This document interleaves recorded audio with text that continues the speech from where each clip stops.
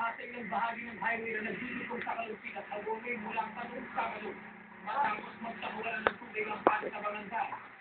10 kilometro ng highway ang hindi nila pwedeng daanan.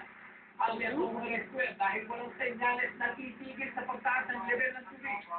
Once na binaha yung Kabanatuan, bumaba na sa Leonardo, Santa Rosa, galing ng Pantabangan Dam. Expected na yun, 2 to 3 days, nandito na sa Karusikon.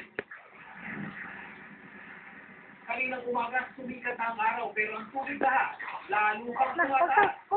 Sa lakas ng agos ng tubig, binabantayan na ang bawat residenteng magtatangkang tumuwi.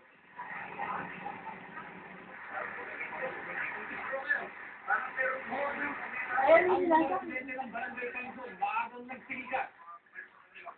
Kali naman daw silang mamuhay sa baha tuwing magpapakawala ng tubig ang dam.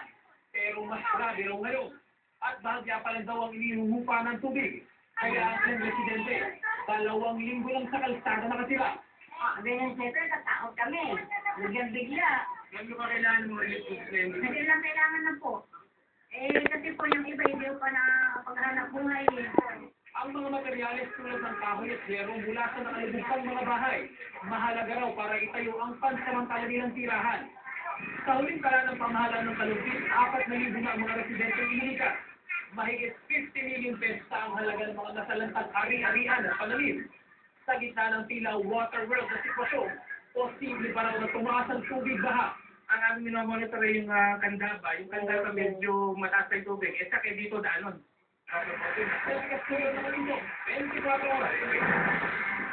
Ako sa expora natin ang lalawigan ng Tarlac. Nakatutok po